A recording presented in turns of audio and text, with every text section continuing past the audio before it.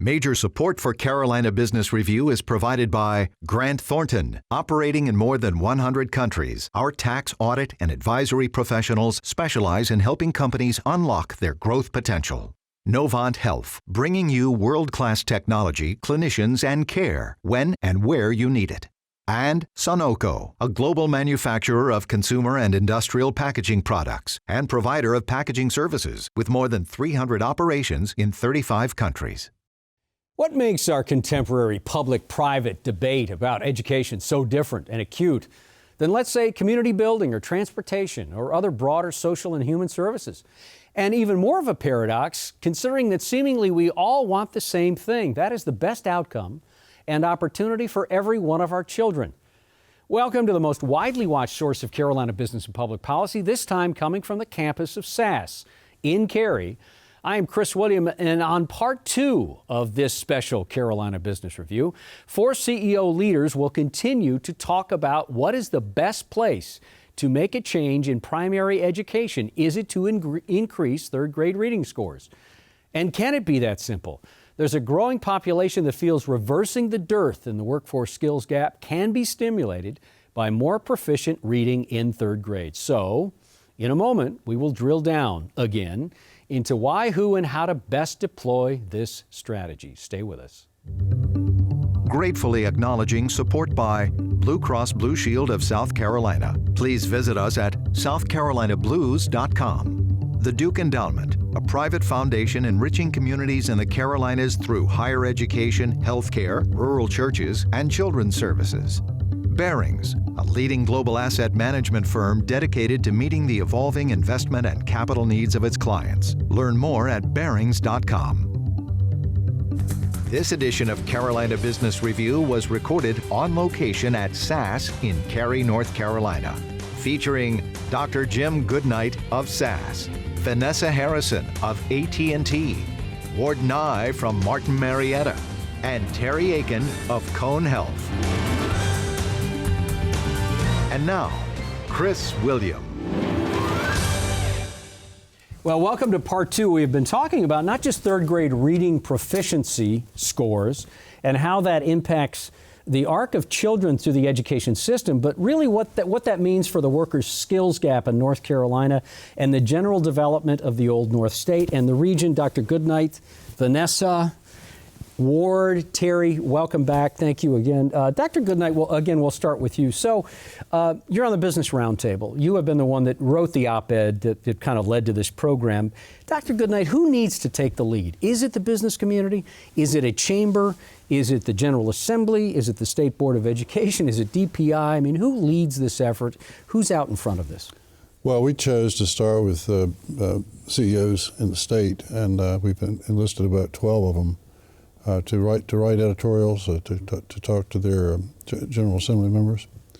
But right now, I think the ball is sort of in the General Assembly's court. It's going to be up to them to decide how much additional funding they can provide. They currently spend about $145 million on pre-K, but that covers less than half. So if you try to cover all of the eligible low-income kids, it would take another $145 million to do it. And they don't have that kind of money. But, we don't really want to try to cover everybody all at once. That would be disastrous because we don't have the teachers prepared and ready. So I think going slow, adding a couple thousand slots a year would be a very positive thing that they can do, because without teachers that know how to teach reading, which is a requirement now for pre-K. Without that, our quality will go down. We are number one in quality in pre-K. Do you feel like the General Assembly, by and large, has some sympathy and sensitivity to this and understands this issue as it is? I think they do. The problem is, and I was talking to some of them, they've got about $1 billion worth of requests for additional funding for different programs. So, we're trying to find a way to get a little of that for pre-K. Venessa, how How do you prioritize this? How do you say, no, this is really important? And especially in light of when North Carolina has a transportation debate going on as well, with the burgeoning growth, and I know you know all this too well, Ward, because of your business, but you've got transportation straining and needing funding, and you've got education. That's also a big one. So how do you really put a stake in the ground and say, no, this is the one? For one, I feel very encouraged with the responses and the reception that we have had among the General Assembly, among the governor, and obviously among the business community. I believe that it will take all of us to really make this happen.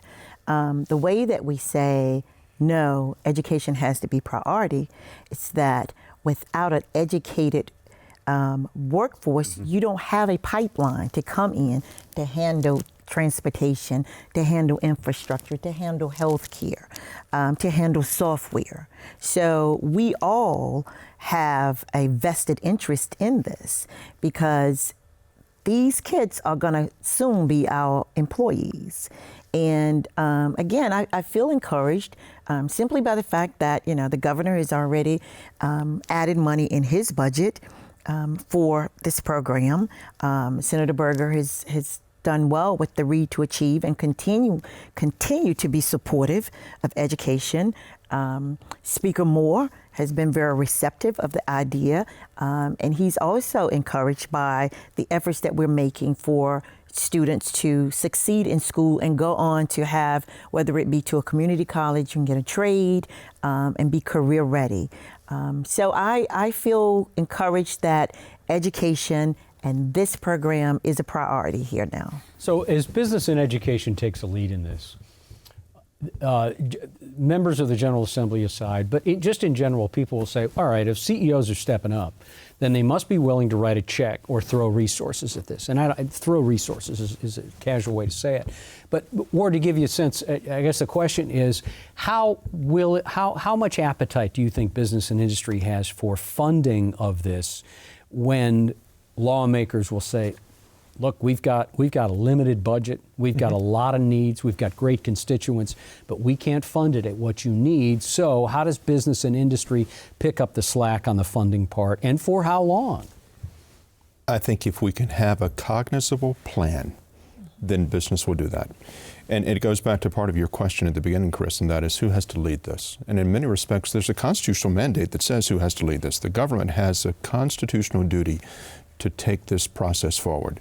I think what we're having now is a much clearer conversation about the hows.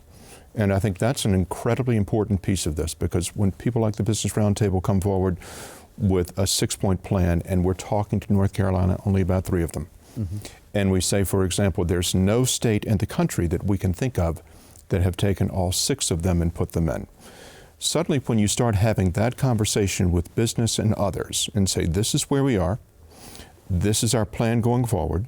We recognize we're not going to have enormous near-term wins, but this is a long-term process, and we need you to be committed, not for a year or 2. We need you to think about what a commitment looks like for a decade or more. That's the way that business is thinking. If business isn't thinking 5, 10, 15, or 20 years out, it's probably not a business in 5, 10, or 20 years that's going to be here. I think with that type of dialogue, business will be very much engaged. But how do you sell the idea of a decade, either one of you, how do you sell the idea of a decade when election cycles are usually 2 to 4 years? Go ahead, Terry. It's tough. It's tough because, as I mentioned earlier, and as I think my colleagues have alluded to, this does take time to bear fruit. We're talking about a long-term investment in the vitality of our state. And the implications of our not coming together, the business community and the legislature on the same page, the perils of our not doing that are just too great. Let me give you an example. This is absolutely a major issue when it comes to workforce, when it comes to economic development. It's also just fundamentally the right thing to do. And I want to share an example with you. There are 2 neighborhoods in Greensboro. In one neighborhood, fewer than 50% of the population, the adult population, are high school graduates. Their life expectancy is 70. In another neighborhood, close to 100% are high school graduates. Their life expectancy is 88. Now, I want you to think about that just in terms of, number one, the right thing to do. Number two, the implications for our workforce. The neighborhood with fewer high school graduates has to have issues that are related to poverty, inability to engage in gainful employment. There's a cost associated with that to our state. Not to mention, in my world, the chronic diseases, the serious health issues that we all pay for. So this really is an investment on all levels, and I don't think the business community can do it alone. We've got to have public policy and resource support as a priority. And along with my colleagues, I would acknowledge Senator Berger and many of his colleagues. I think that they've been very thoughtful and very committed to having many of the right policies and programs in place. Now the key is getting as many eligible kids into those programs as we possibly can. Terry, you cite those examples and those statistics, and it makes me think, well, we assume, Dr. Goodnight, that all of these kids in the system, all of the parents of these children in the system want their child to be successful.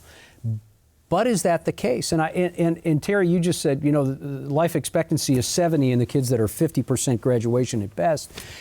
Does everyone want to be in a positive situation like that, or is there some indifference in a lot of families? I'm sure there's some indifference. The group of people that we're talking about are the low-income families. Those are the ones we talk about eligible for the program.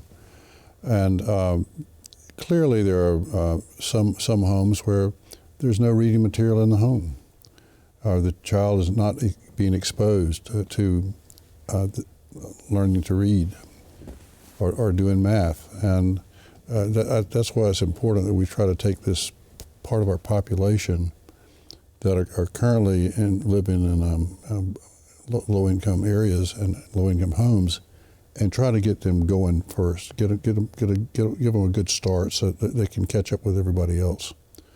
The only way we're going to end poverty is through education. You can't do it through a welfare program. It has to be education. And right now, this country is in dire need of many more skilled people than we are producing. Venessa, we talked a little bit about the kids at risk in some of these schools. I want to come back to this idea. We just talked to Dr. Jim Goodnight about it, and that's this idea about culture within the home. Mm-hmm. How do you affect culture? I mean, if some of these families have never worried about education in the past, have always had a job that's been okay, how do you change that culture and really convince those on the lower income end of the scale to say, no, really, this is something you need to be concerned about? Well, first of all, I would start by saying that I don't believe that there are any parents that do not want their kids to succeed. I think, most parents that, unless they're extenuating circumstances, they want to see their children do better than what they did. And so I'm a product of that. I think that the way we have to do it, and we don't talk about this much, but it needs to be talked about a lot more, and that is through parent engagement. Mm-hmm. And accountability. Teachers can't be accountable for the success of a child alone. The business community cannot do it alone. Policymakers can't do it alone. It truly takes a village, and that village includes the parent. So how do we do that? We do that through engagement. We do that through, one, having programs that are available for parents and parents, for the parents that work. Then we could do weekend programs, and AT&T has been really good about having programs where we engage parents either through technology or through education to bring them together so that parents can develop this relationship with educators where they don't feel intimidated by that. And there are parents that feel intimidated because they're talking to an educator that's got, advanced degrees, and in some cases, they only have a high school education or maybe not even that. Mm-hmm. So that's where I was talking about we got to use our time, our talent, and resources to make it an inclusive environment so that the parents can feel engaged as well. And I don't want any of this to be a leading question for any of you on the panel, but I get the sense that there's a real, on a molecular level, there is a real there's a real challenge around the culture of education in the United States and certainly in North Carolina. So am I right to ask, Ward, am I right to ask that if we change the culture of education? Because when you stack up and I know you all know this, when you stack up the U.S. to some of the other advanced and developed countries, we are falling behind not just in education, but in cultural. The families in the homes are more engaged in education outside the U.S. than U.S. families. So is this really also not just about tactics that you've all been talking about, but is this basic culture about how families approach education? I think it is, and it goes back to two different things. If you look at what the need is in the United States for highly educated and where we fall on that spectrum, if you look at 20 industrialized nations, here's what you find. Our need is second.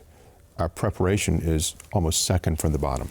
So to your point, what's the conversation culturally that you're having with families, just as you identified a moment ago, where you said, the job has always been okay, it's always worked, maybe I don't need to push that hard.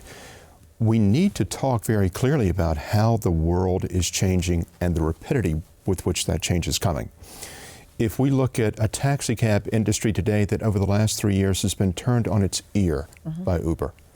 If we look at Sears and Roebuck and look at where they are today, in large part because of Amazon, these are jobs that would have been there for the last, what do you want to say, half century or more? And suddenly over the last several years, they're simply not. So again, back to Vanessa's comment, she's saying you don't know parents who don't want to see a better world and a better life and a better education for their children. But I do think that dialogue, that cultural engagement that we have to have, needs to come with some degree of vision. And the vision has to be what you've known for a lifetime is not what this child is going to know for a lifetime. And we need to think about this education fundamentally differently. So, Dr. Goodnight, you, again, I want to use this term because we said this in the first part of the program. You know something about statistical analysis. I think that's fair to say. The expert in the room by far. So when you hear that, as you drive this point home to have successful third grade reading storage, which is a statistical, empirical evidence, do you worry that the culture underneath that will not support that? Hence, legislators say, yeah, but there's going to be fade if we do that. Does culture come into this? Well, I think the child's home life does have a lot to do with it. You know, when I was raising my kids, it was always asking them questions. How much is 5 and 5? You know, how do you spell hat? Things like that. And it was a constant barrage of the parent asking the kid something educational. And that needs to happen in every house. And part of the pre-K training is how to bring a parent in and get that parent engaged. And I think that's probably one of the most important parts of it. I haven't meant to leave you out there, Terry. What do you think? No, I would just say absolutely culture is important. The program I referenced earlier, Ready for School, Ready for Life, which is a Guilford County-based collaborative program, absolutely has as a major part of its focus parent and family engagement. And what we find is that oftentimes you've got siloed resources that are difficult to access, a system of resources that are very difficult for parents to navigate. And so I think enabling their ability to become educated and providing them with the kinds of support around what's necessary to have their child in the home be prepared for school success is really key. I also think it's really important for us to guard against blaming the families themselves to a certain degree. Because if you think about the symptoms of poverty, and I have to agree with Dr. Goodnight, I think the single biggest, best antidote to poverty is education. And I think we have to not lose sight of that. But if you think about the reality of a family living in poverty that is consumed by concerns over where their next meal is going to come from, their very subsistence needs, sometimes when they're dealing with that reality day in and day out, issues like the culture around school preparedness is secondary. It's not even on their radar screen. So we have to be mindful of that. So go ahead, Vince. I was going to reference there's a program that I recently visited, and AT&T has been very supportive of it, East Wake Foundation Pre-K, where they bring, and it's a free school, and they bring the kids in. Public school or charter school? It's A hybrid of some sort? Yes, just a And it's in hybrid East Wake school. County? East Wake County down in Wendell. Excellent program. But this program, they bring and it's low income poverty and in the rural area, and they bring the kids in every day and they're teaching them to read. But in addition, the parents come. Is that a requirement?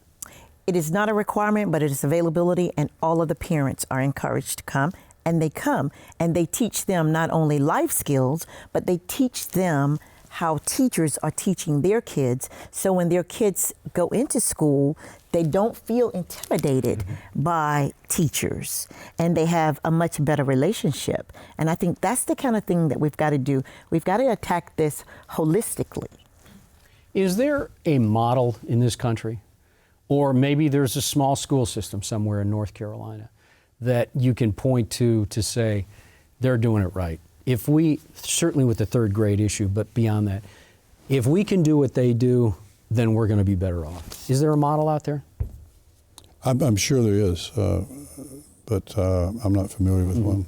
Anyone? But I mean, that to me should be part of teacher research at universities. They ought to, they have all sort of things they do papers on and publish. They ought to get out into the classroom and find out what's working, and then bring that back into the classroom to teach the teachers. So I would like to see a lot more involvement with our schools of education in trying to figure out what works best. But Chris, I guess the other notion is what works in one community isn't necessarily going to work in another. So I think to your point, is there one out there that's working that would be a great model? There probably is, and it works well for that community. And I think that goes back to the conversation we had last time we were in the program, and that was, this is not a single answer. This is a highly nuanced issue, and it ends up being, I think, at the end of the day, remarkably local. You know, it's surprising on some levels that we all want the same thing. We all want our kids to have a good outcome, our kids to have a good education, have success, whatever success means. But it seems like it's so hard to get to that. Why is it so hard to get to that? If we can see the end game, but it's that middle part that we're trying to figure out how to work together on. Why is that so difficult? I think that we have to have, and that's what I believe that this Business Roundtable study has done, and the business community, all of us and our colleagues are doing. We have to have a defined, common, shared goal, and that goal has to be committed to by everybody. And so one of the difficulties is getting everyone to agree. Education is an issue for pre-K, but it doesn't just start in pre-K. It's 0 to 8, and we have to focus on third grade reading because that's a significant milestone right there. Politics has no place in education because when we educate one child, we can educate all children, and everyone is going to benefit from that. Is there a way that North Carolina can streamline the delivery of education that would make, let me ask it this way, what one thing could the state of North Carolina do that would be a step in the direction of what you're trying to achieve? Appropriately resource our educational system. What does that mean, Terry? It means pay attention to the fact that we're in the bottom, at the very bottom, in terms of our investment per child, in terms of our investment per teacher. I think we've got to face reality. We have a dramatically under-resourced system. You don't pay for beef tips and expect filet mignon. Ward, what does that mean to you? It means we do have to invest. It means we do have to have accountability. But I think one of the things that we do as communities, as a state and otherwise, is I think we get consumed with the tactics and we lose the overall strategy. And I think coming back to the conversation we were having before, I think if we can agree as a state, to your point, we all want the same things. Let's articulate what those things are that we want. And then let's also articulate how are we going to get there, and then put a time frame to it that has the capacity to endure. Because when we make this a year or two endeavor, and we're focused on it through an election cycle, we're almost destined to fail. But if we can have a long-term plan that has the ability to go through several cycles, then suddenly we start talking about a different set of meals that Terry was talking about. And then we can set the table entirely differently. Thank you. We're going to end on that. I want to thank you for your leadership, and I know it's easy to do that. You're at the top of the house in your particular organizations and your companies, but you are stepping out on this, taking the slings and arrows publicly, certainly politically, but I'd like to thank you all for doing that. Terry, welcome to the program. Good to have you here. Ward, welcome back. Vanessa, welcome. Dr. Goodnight, a couple things. Thank you for hosting us here in your neighborhood, and thank you for leading the effort around third grade scores. Thank you, sir. Thank you. And thank you for watching. Until next week. Good night. Major funding for Carolina Business Review was provided by the Duke Endowment, Barings, Grant Thornton, Novant Health, Sunoco, Blue Cross Blue Shield of South Carolina, and by viewers like you. Thank you. Promotional consideration provided by Business North Carolina Magazine. For more information, visit carolinabusinessreview.org.